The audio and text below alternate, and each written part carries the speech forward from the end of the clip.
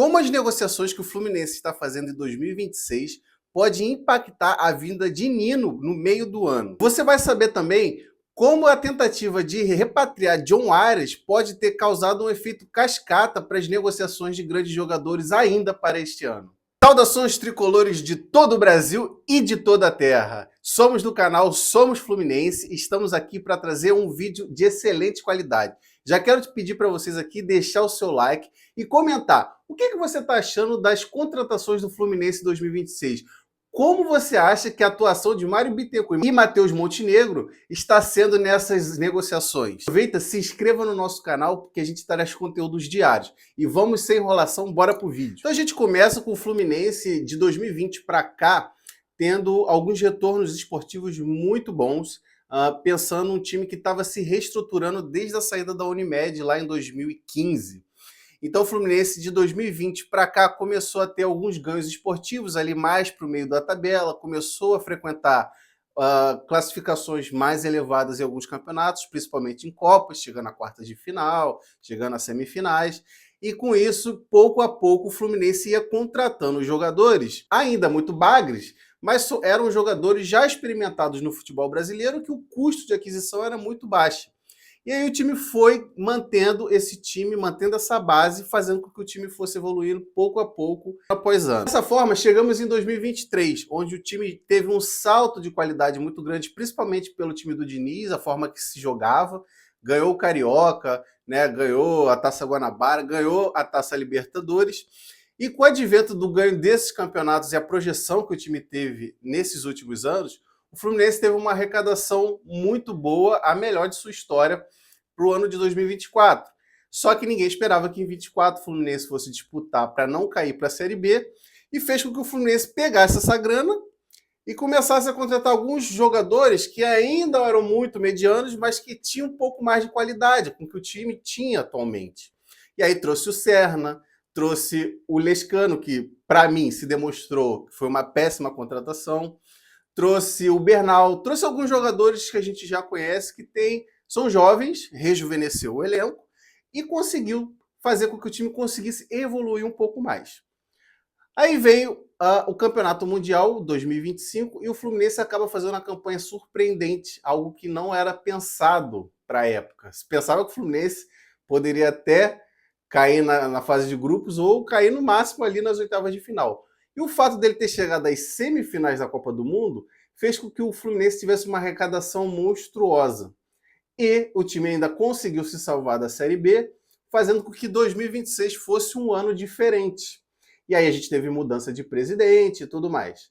E aí, qual é o ponto que eu quero chegar aqui? Com a arrecadação que o Fluminense teve recorde em 2025, ele começaria a brigar por jogadores já com níveis muito mais elevados. Jogadores que chegariam para vestir a camisa e ser titular sem contestação.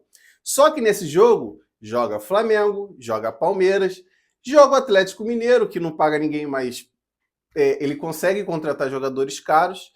E aí o Fluminense, por falta de experiência, na minha opinião, vem cometendo muitos equívocos nessas negociações, o que está fazendo que essas negociações se arrastem, negociações pouco objetivas, muita conversa e não tem muita produtividade. E as coisas acontecem quando já se declarava encerrado, ou seja, o jogador não quis, aí o Fluminense foi lá e acabou cedendo depois.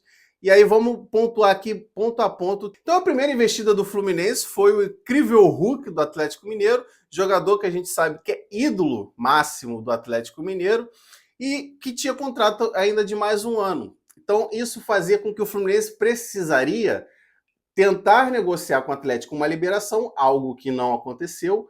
E nesse ponto o Fluminense teria que pagar a multa rescisória, algo que não era feito no Fluminense desde a época da Unimed. Quando tinha dinheiro era mais tranquilo. E aí, esse movimento de pagar a multa, o Fluminense não fez, sabendo que o Fluminense tem 10 milhões de euros para poder pagar pelo Hulk. E aí tentou fazer alguma composição, algo do tipo, e no final das contas não conseguiu retirar o Hulk, algo que resolveria o nosso ataque, porque o objetivo era esse. Depois, a segunda tentativa simultânea ao Hulk foi o Savarino. Então ofereceu um salário maior, tempo de contrato maior do que ele já tinha no Botafogo, e aqui o Fluminense tinha algo a seu favor. O desespero do rival em querer se livrar do Savarino por ter um salário um pouco mais alto. E o Botafogo, como estava ali com transfer ban, um monte de problema financeiro, seria uma boa transferir o Savarino e ganhar uma moeda de troca que seria um jogador da base do Fluminense. E aqui, acho que o Fluminense foi acertado na operação, porque a gente não sabe como o jogador vai se desenvolver com o passar do tempo, e o Savarino já é um jogador experimentado e é um jogador que pra gente vai fazer muita diferença. Só que qual foi o grande erro? Toda a proposta era maravilhosa para o Savarino, não tinha o porquê dele dizer não, e ele simplesmente cagou. Ficou mais de uma semana, 2 semanas, ou seja, o jogador não queria vir para o Fluminense. E no apagar das luzes, o Fluminense foi lá e trouxe o jogador. Tá bom, tá aí, vai jogar e tudo mais, mas era um jogador que queria ficar no Botafogo. Então já outro erro aí do time, porque não trouxe alguém que de fato queria vestir a camisa. Ele é profissional, ele pode fazer o que a gente espera dele. Mas, galera, vamos ser bem sinceros, não queria estar no Fluminense. E aí agora veio o grande filé mignon. Fluminense começa as tratativas para contratar Boangá, oferece 15 milhões de euros, conversa com o jogador, se acerta com o jogador, se acerta com o time de Los Angeles. Pô, cara, tava tudo perfeito para dar essa negociação. E aí o que acontece? O Palmeiras vai lá e oferece 25 milhões de euros para a compra do John Arias. E aqui que começou os grandes problemas do Fluminense nas negociações. Por quê? Porque quando o Palmeiras precifica o Arias com 25 milhões de euros, o Fluminense começa a ter uma rachadura entre os diretores, entre Mário Bittencourt e Matheus Montenegro, presidente. Por quê? Mário Bittencourt não queria repatriar o Arias, porque o Arias abriu conversas com o Palmeiras e ele ficou ofendido com isso. E Matheus Montenegro pensou o seguinte: se eu não tentar repatriar o Arias e ele for para o Palmeiras, vão me crucificar por não ter tentado. E aqui teve um racha nas decisões, acabou se optando por paralisar a contratação do Boangá, que para mim foi um erro, para tentar repatriar o Arias com dinheiro que a gente nem tinha. E aí o que o Fluminense faz? Vai lá e diz para o Wolverhampton que tem 20 milhões de euros para contratar o jogador. A proposta dele é de 20 milhões de euros. E aí o Wolverhampton recusa, claro que ninguém está rasgando dinheiro, fica com os 25 milhões de reais do Palmeiras. Só que o Fluminense diz ao mercado o seguinte: cara, eu tenho 20 milhões para gastar com algum jogador. E aí não dá certo com o Arias, o que acontece? Ele volta a tentar a negociação com o Boangá, e você acha que o Los Angeles FC dos Estados Unidos é bobo?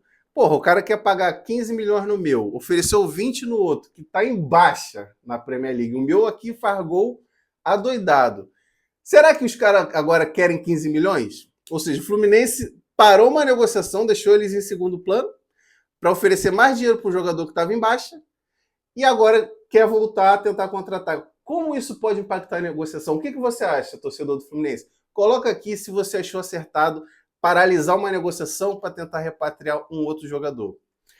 E porque isso pode criar um efeito cascata até para a negociação com o Nino, que é a grande questão que eu levantei. Porque se o Fluminense ofereceu 20 milhões, ou sei lá, ele contrata o Boangá ou não contrata o Boangá, o Palmeiras, que já está nesse jogo já tem mais de 5 anos, ou seja, com grana, já entende a real capacidade financeira que o Fluminense tem para esse ano e para o próximo ano. Então ele pode ter uma ideia de quanto ele vai oferecer para o Nino, ou para o Zenit, para que o Zenit não recuse a proposta do Palmeiras e que inviabilize a proposta que o Fluminense tem para o Nino. E aí a gente acaba ficando na mão do jogador novamente, igual foi o Arias. Porque o Nino pode, nessa negociação, o Zenit recebeu lá 15 milhões de euros de contratação do Palmeiras. O Fluminense estava disposto a pagar 10 pelo Nino. O Zenit vai escolher qual proposta? A do Palmeiras. E aí quem pode barrar essa negociação? É só o Nino. Aí o Nino pode chegar para o Zenit e falar assim: Zenit, para o Palmeiras eu não vou. Certo? Mas ele corre o risco do Zenit falar assim: tá, por 10 milhões também eu não te vendo para você pro Fluminense, então fica aí, seu contrato é longo.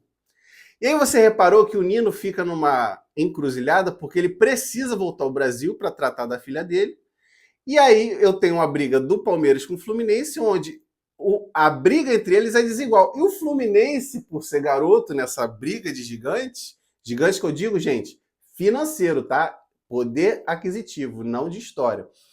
O Fluminense queima a largada apresentando propostas, deixando vazar informações, e aí dá arma para o Palmeiras simplesmente fazer um cálculo onde ele possa inviabilizar qualquer proposta. E aí o Fluminense, que é um time gigantesco, acaba ficando na mão de jogador. E aí como é que a torcida fica? Com o nariz de palhaço. E aí o Arias vai para o Palmeiras, todo mundo malhando o Arias, mas está todo mundo esquecendo que essa diretoria está batendo cabeça para negociar jogador. É impressionante.